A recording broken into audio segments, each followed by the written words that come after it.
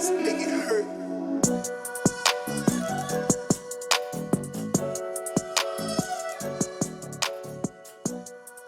Hello, everyone, and welcome to Willing to Learn, where we believe that when we learn more, we can do more. I'm your host, Ashley Dominguez.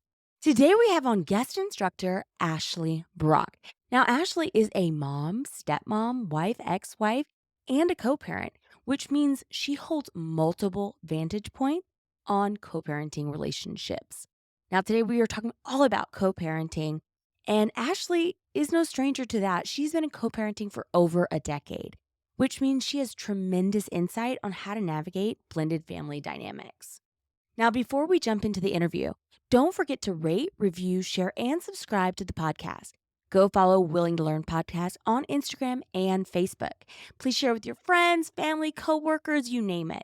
Don't hesitate to reach out. Also, if you want to be a future guest on the show, or if you have ideas for future Willing to Learn programming. Stay tuned after the interview to get valuable resources and hear what the call to action is this week.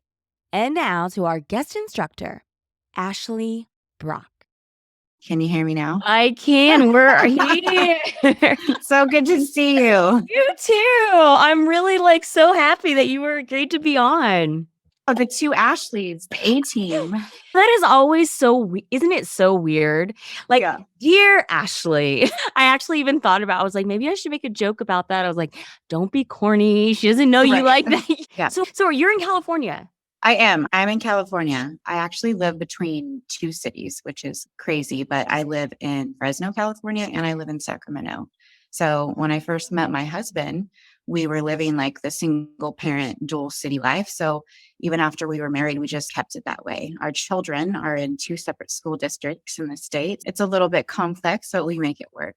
Right. Well, thank you again for coming on. I really appreciate you. As everyone I'm sure knows, 2020 has been difficult for a lot of us for many reasons. However, for me, there was a lot of good that came out of it because I also became a wife and a bonus mom. And I am so grateful. I have so much love. And it's changed my life in many ways. But I actually now have a family and a home to share. But with that, and I'm sure you know where I'm going with this. Absolutely. You don't realize how much you don't know when it comes to navigating blended family dynamics, because it's a blessing, but with anything, all blessings come with challenges and hardships. And so I started doing research and looking for articles and looking for videos. And I came across your page at Coparenting with Purpose on Instagram. And before we get into your page and your mission, which I'm all about, tell everybody a little bit about who you are. Sure. So I am Ashley Brock. I have a couple different handles. I'm at Coparenting with Purpose on Instagram. You can find me on Facebook at Coparenting with Purpose 1.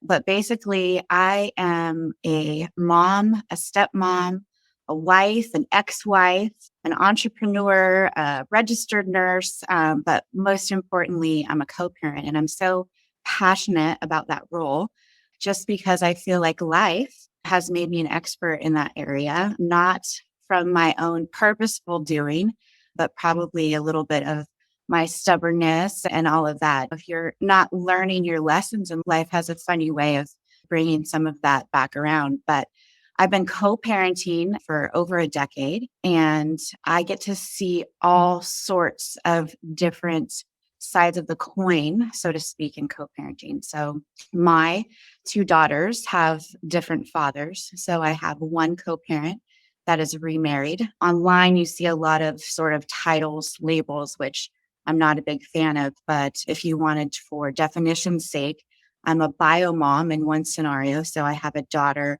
that I co-parent with my ex, and then I co-parent with the stepmom. And then my other ex-husband is not remarried, so I co-parent two of us there. And then if life had not already tried to make me an expert in that area, I was remarried in 2019. So I did get to spend my first newlywed year in 2020, which was very interesting.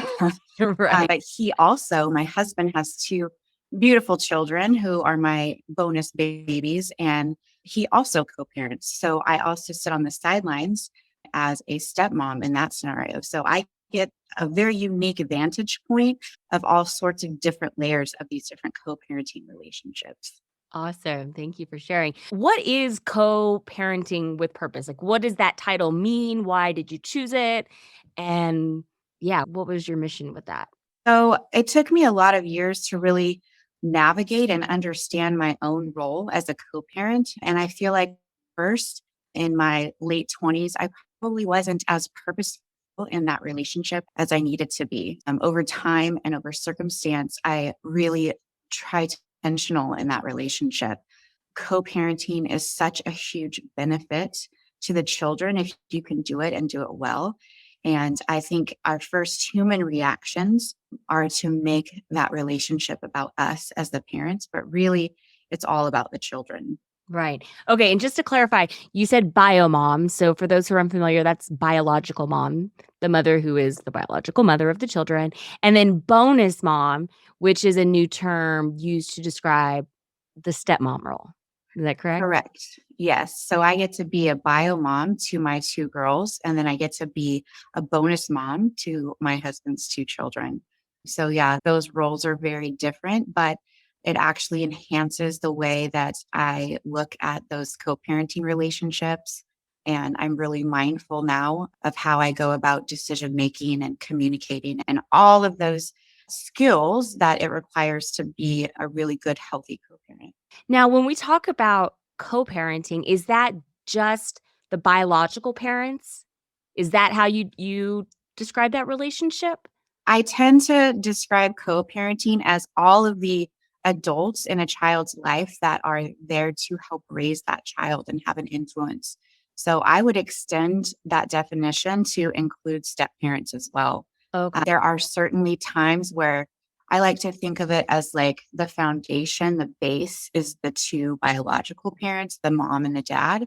So that co parenting relationship, first and foremost, needs to be solid. If it is, I think it's wonderful to bring in the step parents because they're such a significant part of the child's life, and they should be included if at all possible. But there are certain times and situations where the foundation needs to work on their strength and their communication to get to the place they need to be first. Okay.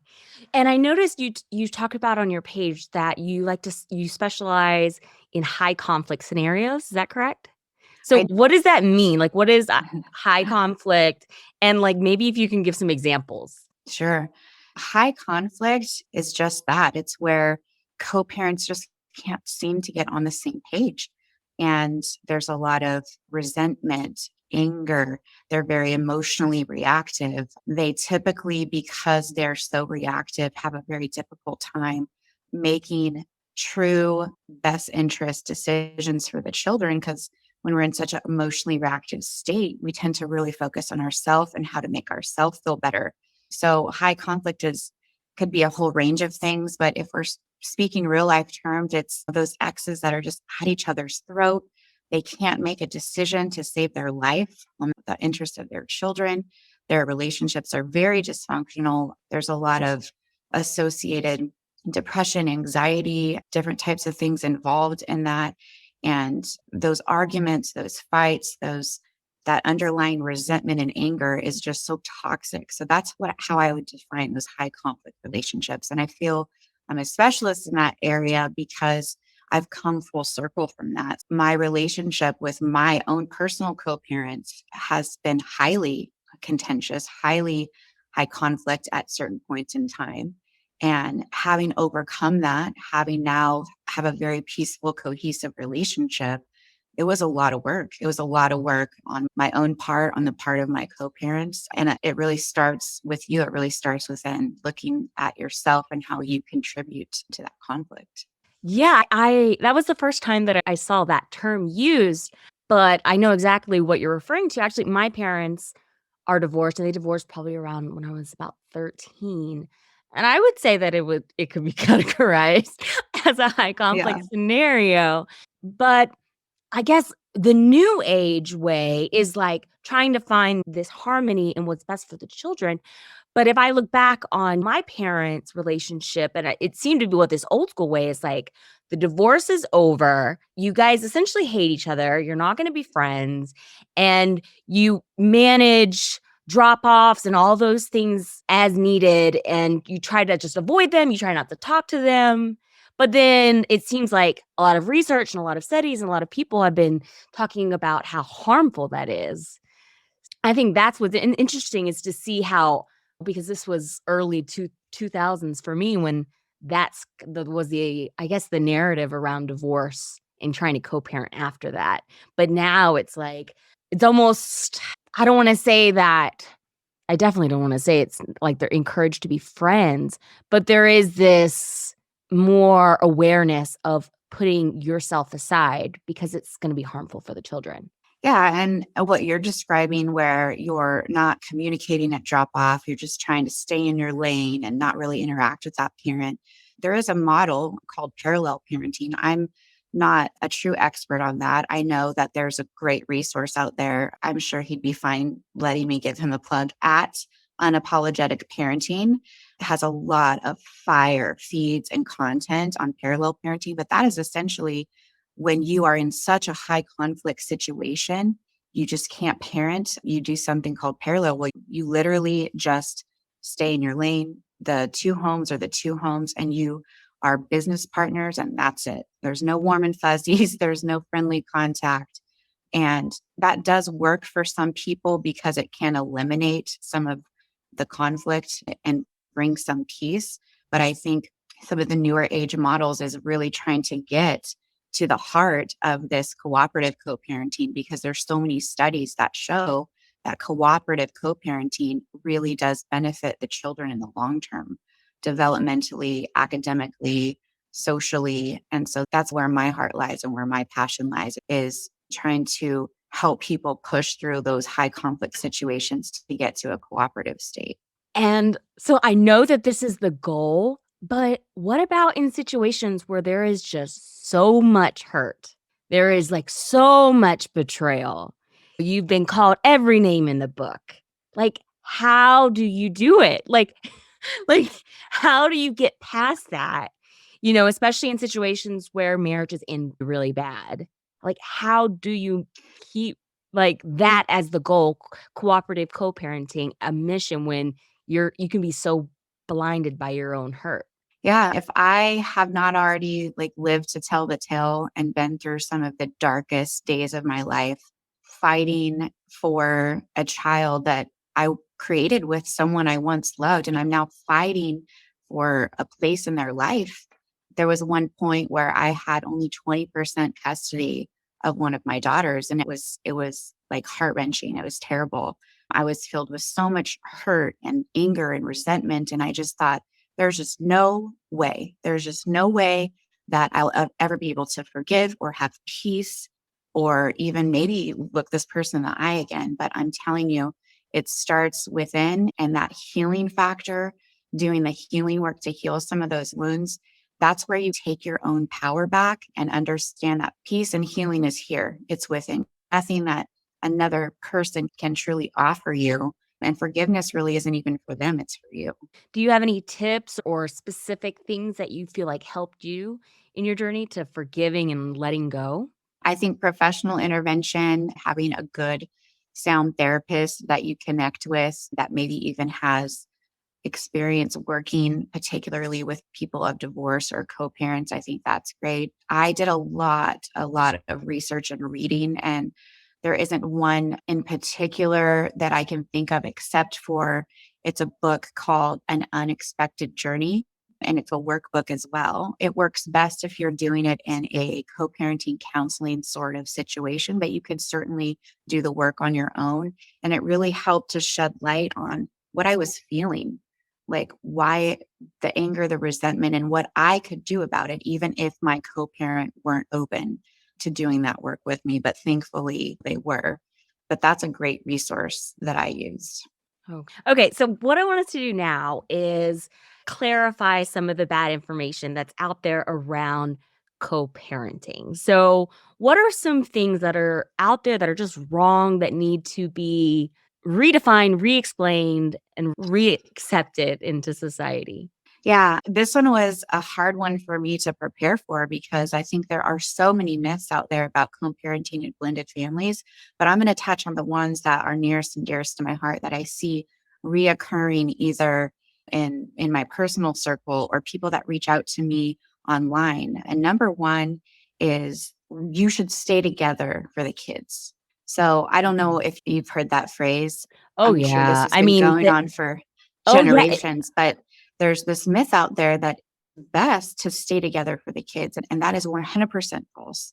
Staying in this misguided belief that being in a toxic, conflict filled marriage benefits the children is just the opposite because children are so negatively affected by that conflict. So if you're actively choosing to stay in a place that keeps you stuck in that conflict, and I'm not saying leave your marriages, but if you've done everything you can to try and heal that, and you're just at a place where it's just so toxic for you and the children, it isn't best to stay together because children need an environment where they can thrive and they do so much better in a peaceful place, even if that formally ending the parental relationship.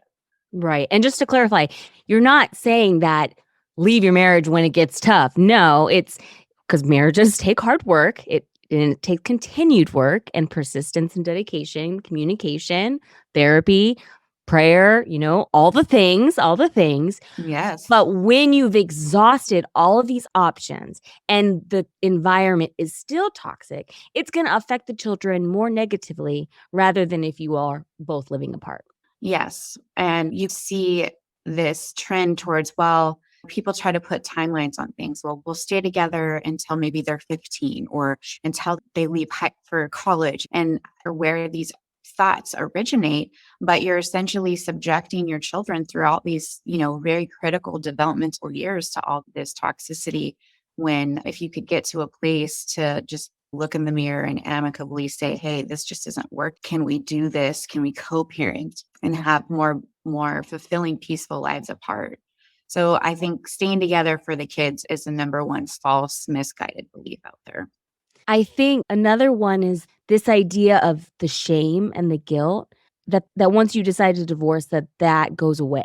Right. Yeah. That is something divorced people, I think, struggle with first and foremost. There's a lot of society pressure to not be a divorcee. But if you look at the statistics right now, every single day in the United States, there are 1,300 blended families or step families, if you will, being formed every single day. So that's nearly 500,000 a year. So we're still in this day and age trying to justify and skirt around this non-traditional family style when we really need to embrace this blended family life because it is and can be so full of love. So I think trying to normalize blended families and step families is a huge thing that we can do moving forward. Okay, great. I saw another one here is divorce creates broken homes. Divorce creates broken homes. I am borrowing this idea from an author and an attorney and mediator named Sheila Gardner. She said, actually, divorce that creates broken homes, it's that toxic parental conflict. So if you're continuing to subject yourself, if you're continuing to subject your children, like we said before, have exhausted all those options, it's the negative effects of the developments on the kids that it's going to create more of that stereotypical broken home scenario rather than divorce itself, if that makes sense. And she has a couple of beautiful children's books where her parents were actually able to co-parent very cooperatively and actually brought a ton of peace to her family by ending that relationship and getting divorced and going their separate ways. Yeah, so her belief is that you absolutely do not have to end your family unit with divorce, that you can keep your family unit intact. It's just going to look a little bit differently. Right. What about this thought that the children won't be happy if they are living in two different homes? Oof. Yeah, that's a tough one. I mean, children are going to grieve similarly to what we do, and they may very well grieve the loss of that traditional family structure. That may be all they have known up until that point. But my belief, what I've seen with my own two eyes and with my own children, is that they are extremely resilient. that they need the support and the knowledge and the love to get through that time. And they can adjust and transition successfully if they're supported in a loving environment on both sides of the coin. Right. See, I also think age plays a huge role into this because I was 13, so I was very aware and cognizant of the issues and the conflicts that were happening between my own parents, that when they started talking about divorce, I was like, "Please, like, let's make this happen. Would you need my signature anywhere?"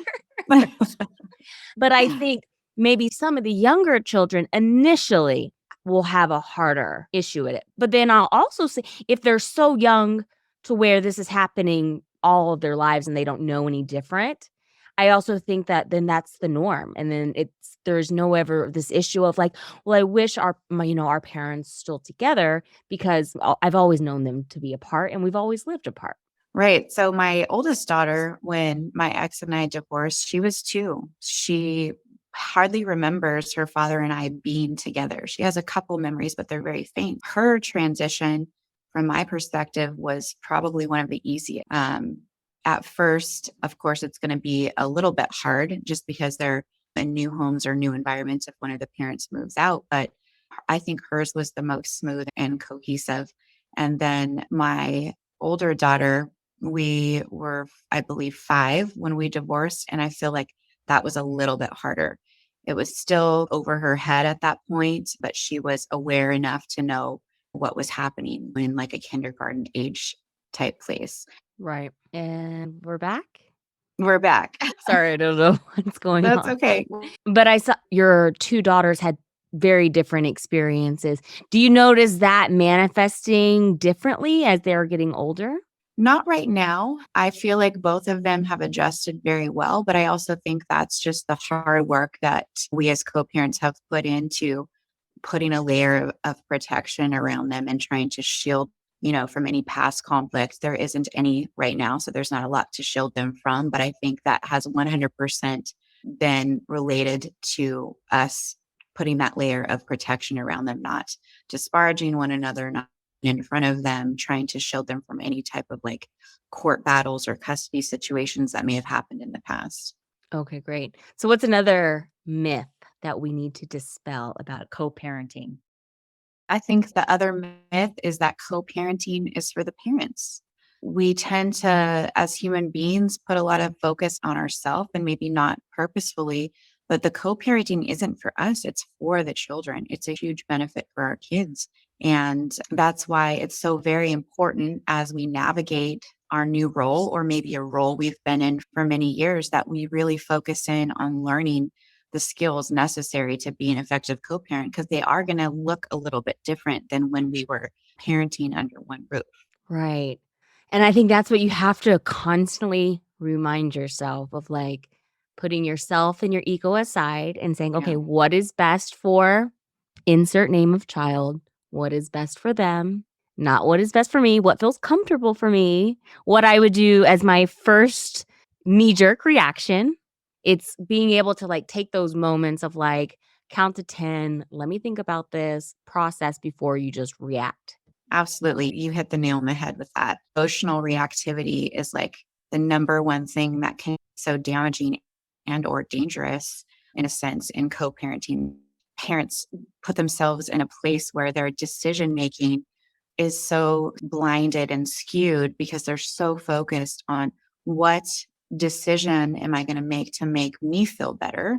And they have a hard time discerning between what's best for them, for their self to feel better, and what's actually best for the children.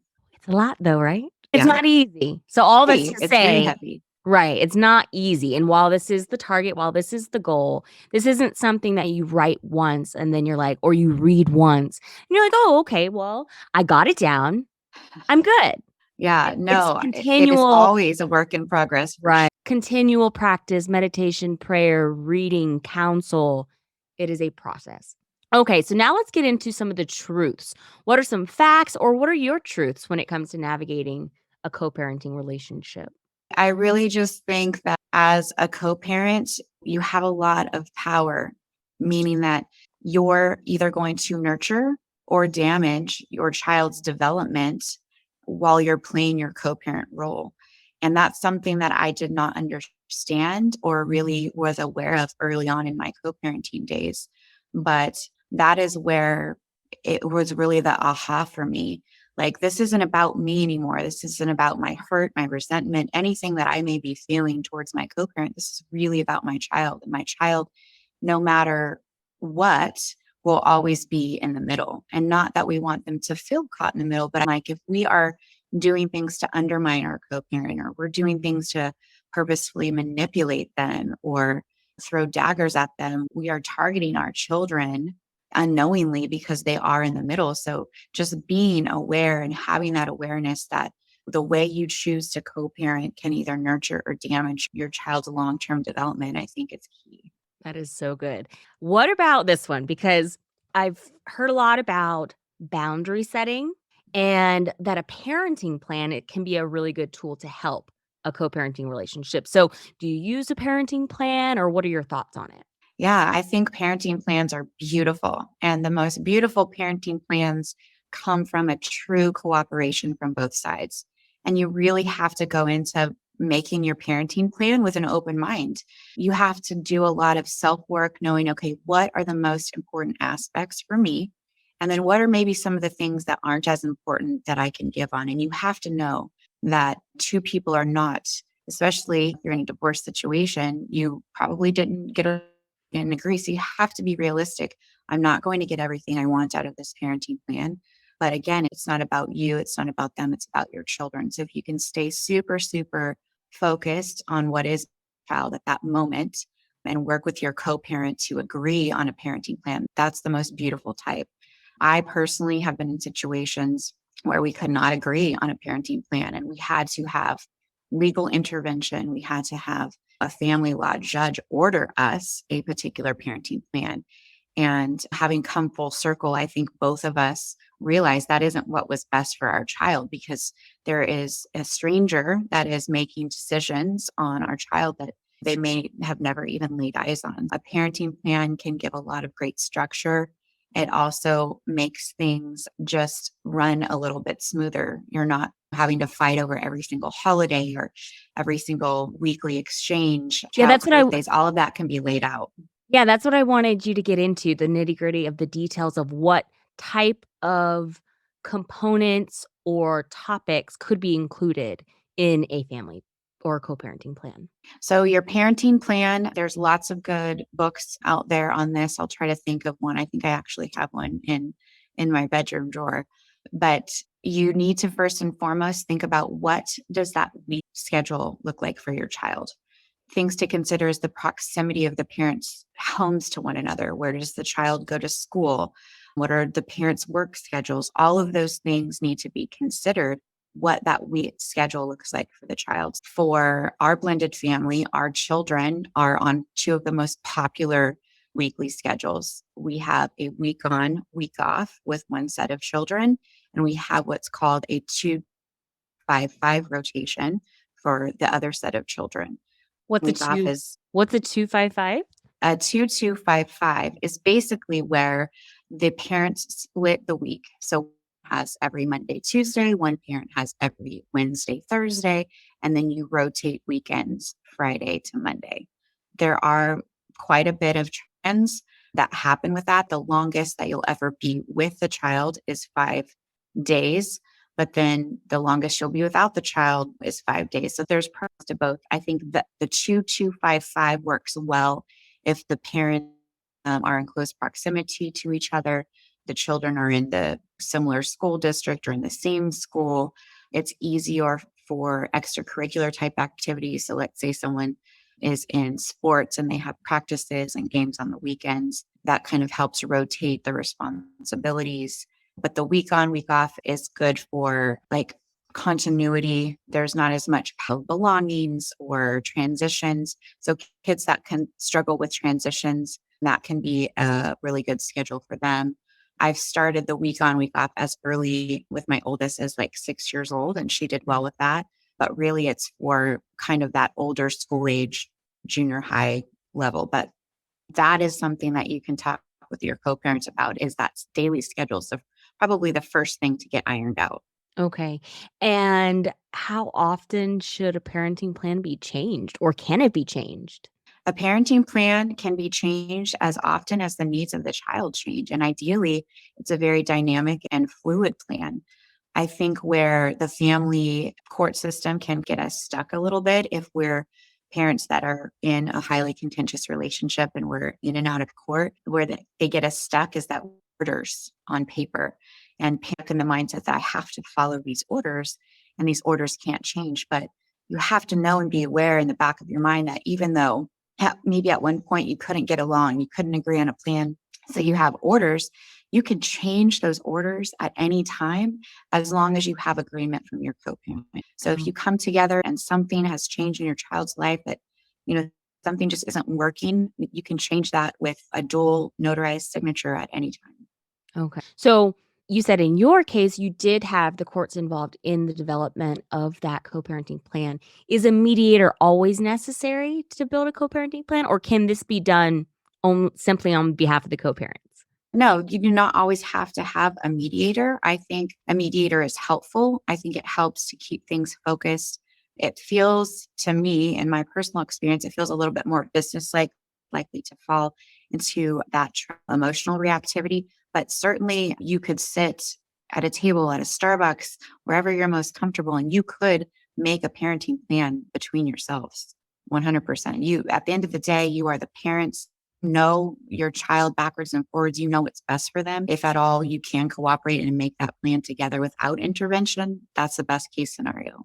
Okay, good. So, because I am now in this role of stepmom or bonus mom to two children, how can I support him, do you think, in this co parenting? Because while we might have a co parenting relationship when we're on a week on, week off schedule as well, while I support him in this way, I obviously defer to him. He's the leader of the house, and I defer to his parenting because he is the biological father. So, what are your recommendations, or what are your thoughts on the role of the step parent or bonus parent who comes into this dynamic? I tend to be the sideline bonus mom. It sounds similar to what you're doing because I have experienced what feels like, and I'm not saying that it's truth. It could be a personal experience, what feels like the overstepping of step parents.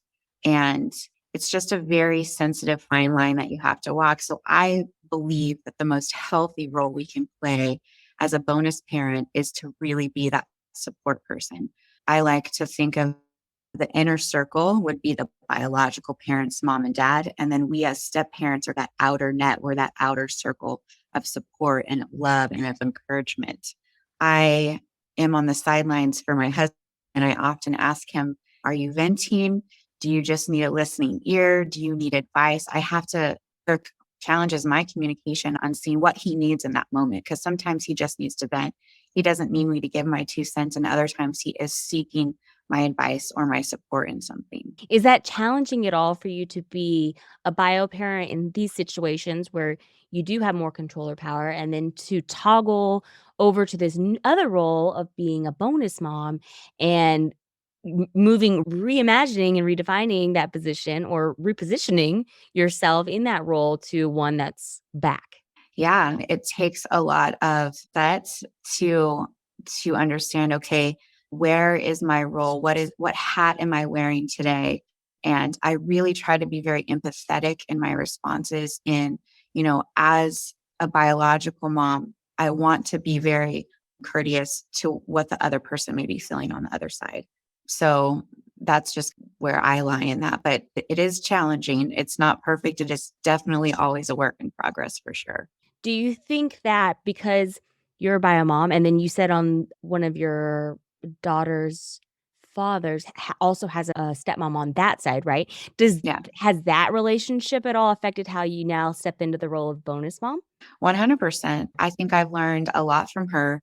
Her and I have had a similar trajectory in the fact that we were very close. Then we had a falling out. There were some misunderstandings and some conflict there. And then we've come back full circle to be very friendly again. So I have learned a lot from her in that role. And having to experience it first and then stepping into the role, I think changed the way that I looked at it. I'm very grateful for that experience. I can't imagine I would have said that like 10 years ago. And I'm sure when she watches this, she'll probably laugh at that as well. But I am grateful for that experience because I did learn a lot. And I think that's important to really highlight is that any relationship has ups and downs. And I think sometimes when we experience that obstacle and that challenge, we have this feeling of leaving and, well, I'm not going to do this and I'm not going to talk to them. And we start Yeah. making all the promises and all the declarations like, Lord, be my witness. I'm not doing that. But then time passes, our emotions move aside, the dust settles, and it's like, let's get on with it. But Yeah. you go through cycles of that. And people evolve, people change. I really think that healing piece is a big one. They say time heals everything. It very well could. I do think that time factor and then each individual putting in the work to heal does make a big difference in the trajectory of how that relationship is going to end up. Okay.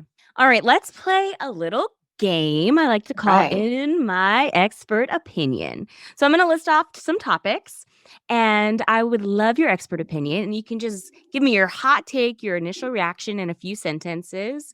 Basically, yes, I agree with this, or no, I don't, because you get the picture. Okay, Okay. the first one, co-parents should try to be friends with the other co-parent. Ooh, that one I have a personal opinion and more Okay. of like a professional opinion. But off from the top of my mind, my personal is yes, you can be friends, but only if you have healed whatever was broken between you. There was one point where you loved each other and enjoyed each other enough to create life. If you have done the healing work, you absolutely can still be friends. You can travel, go to your kids' sporting events. You can do all sorts of things. There's such a big community of people out there that are doing just that. However, on of more of like a professional coaching level, I would say no, if that's not your thing, to each their own. I respect that, no judgment. You do not have to be friends. Right. You can be friendly, You but could. they don't have to be your besties either. It's finding that Right. balance of what works for you. Okay. Co-parenting means you have the children 50-50. No, co-parenting does not mean you have the children because that may not be the schedule that is best for the children at that time. There could be lots of different factors that go into that where that isn't the outcome. From a personal standpoint, I believe for the child, as long as the parents are both healthy, sound people, that 50-50 probably does work best. They get to experience love and be raised by each parent equally, but there's just so many complexities to that. So parenting actually has little to do with the actual physical or legal custody of a child. It's more about relationship piece between two people who are raising a child. When the children get to a certain age, they should be able to choose to live with one parent 100% of the time. Ooh, good one. No, the children should never be burdened with the opportunity to choose sides, so to speak. That is just a huge burden on a child. And I think it empowers them falsely. It also, there's just so much damage that could be done to either side of the coin in that. I feel like the parents could start to try to get the child's affection more because they know that day is coming. So I think that needs to just be eliminated. The parents are the parents, they're the adult. The cognitive developmental abilities to make sound decisions, children should not be burdened with that choice. So what if though the two parents are not living in the same city or state and it's not and then there has to be a choice. How do you propose to go about That one, I absolutely think that the child's preference and opinions should be strongly considered. I haven't had to personally deal with any out of state type scenarios, but I would say that listening to the child's wants and desires is probably important. But that is just such a hard, as parents, it's so unnatural for us to be away from our child, whether we're the mother or it's just not a natural thing. But yes, I do think in that sort of case that the child's voice should be considered. Okay. Co-parents should focus on what's best for the children, not for themselves. 100%. Yes. And that goes back to really taking a look within to see if you're still extremely emotionally reacting to your co-parent, you probably do not possess the level of discernment you need to say, okay, is this really what's best for them, or am I making this decision for what's best for me? Okay, good. Each co-parent is in charge of their own parenting in their respective houses. Yes. So when we sign that dotted line for those divorce papers, we no longer have the right or ability to speak into that other person's life, so to speak. We can absolutely give each other information. It's critical that we give each other information about the child, even if it's a difficult conversation or hard information to relay, but we cannot give them direction. We can't tell them what to do in their own home. And we need to really work hard at respecting each other's boundaries and respecting that different in different homes. If you can collaborate at all, of course, again, that's best for the child so that they're not confused or having to deal with different rule sets. But yeah, we have to be really careful to respect each other's homes. I agree. That's good. Stick to the parenting plan no matter what. I disagree with that. I think that the parenting plan works best if it's very fluid and dynamic, just like in our own lives are constantly changing. Things in our children's lives are going to be constantly changing. So there needs to be that flexibility. I know that I appreciate flexibility in the schedule. So I believe that parenting plan should absolutely be fluid and dynamic because the needs of the child are going to change, just like our own needs change in our own lives. I know I do appreciate flexibility in things like scheduling. When it's summer vacation, we have things that are planned. Maybe it falls a little bit on the other parent's parenting time. You have to go back to what's best for that child. Do you want to rob that child of that experience, of that family vacation, or do you want to work with that other parent to get the child time that they need? So I think that parenting plan should be honored for the most part, but you have to remain open and fluid and flexible to that. Okay, because also if one of the parents is wanting to be too flexible and constantly changing it on a weekly basis or monthly basis, that can become problematic as well. Yeah, there's definitely balance, just like there is balance in a lot of things in life. You do want to try and stick to it as much as you can if both of you honor structure. But again, everybody's different. Some people really love structure, and some people feel like structure is a little bit Limiting. rigid. Yeah, But for the child, we have to go back to the child. Most children thrive in a more structured environment. okay, good. Only talk about the kids at drop-offs. False. I think that communication line, even if it's just email based or a co parenting app platform based, needs to be ongoing. So I'll give an example. If we have the children week on, week off, lots of different things can happen in a week. And I need to be able to have an open line of communication to my co parent to communicate those things.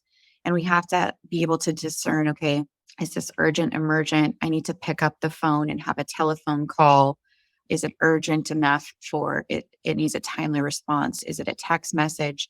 If we're in that high conflict space, do we have a communication platform like our Family Wizard where I can send a message and the parent will get that and be notified? So I think that talking about the children ongoing and not just at drop off is important. Okay, good. Oh, this one. And I'm really curious about your thoughts on this one. The children may find ways to play sides with and against co-parents. Oh, 100%. They're smart. They are clever. A divorced household, but you have to, and that's where this co-parenting relationship is so vital because you have to put your filter on with what information your child is bringing home. If you jump to conclusions, if you don't communicate with the parent like, hey, so and so came home and I'm a little concerned they said X. If you can't have that dialogue, you could very well get back to that very emotionally reactive place where, oh, this is dangerous or I don't agree and I have to take action now. And that's just not a place that you want to be or stay stuck in. But children are very smart. And if my kids were here right now, they would all raise their hand and say 100% we've all done this. And it was only through your ability to maybe contact the other parent to say, hey, and again, in a non accusatory way, this Yeah. is what was said. Yeah. Is this true or what's really going on?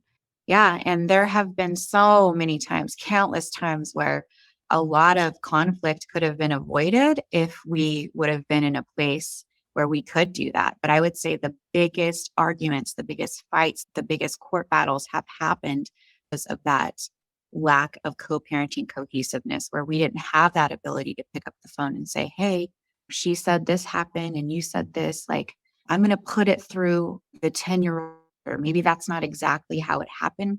Could you maybe talk with me about it? And you have to do it. You have to ride such a fine line of some things are just not our business that happen but there may be things where we just need a little bit more information and make sure we're on the up and up. No, I agree. I think obviously each house has the right to self-govern and parent as they wish, of course. And I don't think it's the role of either parent to try to control what's happening in the other household. With that being said, of course, there's going to be times where the children are going to tell you things maybe you didn't ask, Yeah. and you might be confused. And I think Yeah. having at least the civility and to be able to have an open communication and potentially trust the other person will tell you what really happened. Okay. So because you're also a bonus mom, this is one I hear a lot. People who date a divorced person knew what they were getting into. Ooh, that's a juicy one. I like that. You really don't. You really don't know what you're getting into. You really can't fully know, but there should be no stigma around dating a divorced person. It's just part of their journey, it's part of who they are. I would say they're probably more experienced in life and love and relationships and have a little bit more wisdom in that area. Or at the very least, they've learned what not to do. I was So, about to say that exact lesson because usually they learn what not to do and they're eager to, in at least some aspects, eager to try something new and be different and be better. yeah, Hopefully, absolutely. right? Exactly. But yeah, can be so harsh and judgmental blended family space. And that's just, it's almost mean for say, oh, well, you knew what you were getting into. Well, that's not encouraging. That's not supportive. We really have got to support and encourage our blended families because we have actively chosen to take on something that's a little bit more challenging than most, but it's so fulfilling to watch your children thrive and to create this new kind of family unit. So yeah, that was a good one. Okay, I have two more. Being a step parent is easier than being a co-parent because they're not your biological children. No, I don't think it's easier. I just think it's different. And I think each different role comes with different skills and abilities that you need and different situations that you're going to have to navigate. Trying to connect and find a community of like minded people that are in the same role as you, I think is very important. But one is definitely not easier. I think it's just very different. I think we all try to put labels on like how much we love our biological child versus our bonus child. And we try to set all these parameters and expectations when really our role as a step parent is to show that up and support and encouragement as if they were our own. And maybe we can't ever feel exactly the same, but that's okay. There's nothing wrong with that. No, I think that's completely on point. They're incomparable because they're different positions. And if you continue to operate in that mind frame of comparison, it can be more damaging and hurtful than what you intended it to be. The last one, co-parenting can impact mental health. Absolutely. In fact, I would argue that your mental health in your co parenting space is one of the most important things. Divorce, child custody, all of those things are such a stressor to the point where some people actually can identify that as a trauma, an emotional trauma. So we really have to give it the seriousness that it deserves. We really have to do a lot of self reflection, self love, really take care of our mental health so we can be the very best that we can be as individuals. And that's going to spill right over into our parenting space. So we're the best mom, we're the best dad, we're the best bonus mom, we're the best bonus dad that we can be to these kids that so deserve that. Okay, wonderful. You have provided some so valuable knowledge and wisdom about co parenting relationships. What are some recommendations you have for listeners, for maybe those who are in co parenting relationships or for people who are close to people who are co parents? I would say surround yourself with love and support, surround yourself with like-minded people, find a community out there, especially if you're feeling alone that's like you. There's such a beautiful community of co-parents and blended families out in social media. Some resources, again, I'll let you know about is Our Family Wizard. So if you're struggling with communication with your co-parent, I think Our Family Wizard is a beautiful communication platform. It can keep your communication organized. You can track things like child expenses, appointments, extracurricular activities, send your co-parent messages and not have it feel invasive, such as like a personal email, a personal text, that sort of thing. If you're struggling in that high conflict space, the Unexpected Journey, The Road to Power and Wisdom in Divorce Co-Parenting by Alisa Holleron is a beautiful workbook. Even if your co-parent isn't interested or willing to work through that workbook together, because it works ideally as a unit, do the exercises in that book yourself. It's going to be really eye-opening to see how you're showing up as a co-parent. Thank you so much for coming on. I have learned a ton. I'm going to commit myself to obviously continuing to learn, being a lifelong learner, willing to learn, hashtag willing to learn podcast. But tell the listeners where they can find you on any social media platforms. Yes, you can find me on Instagram at co-parenting with.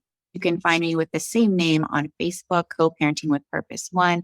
And please feel free to email me co-parenting with purpose 01@gmail.com. And I'm so grateful for this opportunity. This podcast is fire. I can't wait to see all of the future guests. And I think the willing to learn concept is amazing for anybody out there and any place in life. And if we're open to that, the sky is the limit for us. Yes, I love it. Thank you so much. Thank you. Wow, that was great. Big thanks to Ashley Brock for coming on and sharing her wisdom with us. This was a powerful episode and really so very valuable for anyone who is or who is becoming a co-parent, but also really helpful for people who know co-parents. Please share this episode with anyone who you think this could help. All right, let's get to my 3 takeaways from the interview. Number 1, if you're struggling in your co-parenting relationship, it's really important to work on healing those old relationship wounds. Ashley really highlights the importance of working on yourself because it's no secret that divorce can be a traumatic event. Healing and grieving really is a long process that can require putting in work. So that work could look like deep self-reflection, reading books or articles, or even seeking counseling or attending a divorce recovery class. Remember, forgiveness is not for the other party. It's for you. And in this case, it's also for the children. Number 2, if you find yourself in a high conflict parenting scenario, there are certain tools to take advantage of. For example, finding a mediator or using the courts to building a parenting plan that helps lay out a framework for all parties involved. A parenting plan helps keep everyone accountable and is a powerful tool to help manage those expectations and to determine a consistent schedule for blended families. Number 3, co-parenting is not about the parents. It's about the children. If you find yourself questioning what is the best thing to do, ask yourself, what is best for the kids? Using this as a driving question will help center the children and make decisions that will be most beneficial for them. All right, the call to action this week is go read about co-parenting relationships. Chances are you or someone you know lives in a blended family. Do your part to learn about it so we can help reduce the stigma around divorce and co-parenting. All right, everyone. See you all next week. I hope you enjoyed the episode, got some helpful information. Don't forget to look at the show notes to see some of Ashley's recommended resources from today's episode.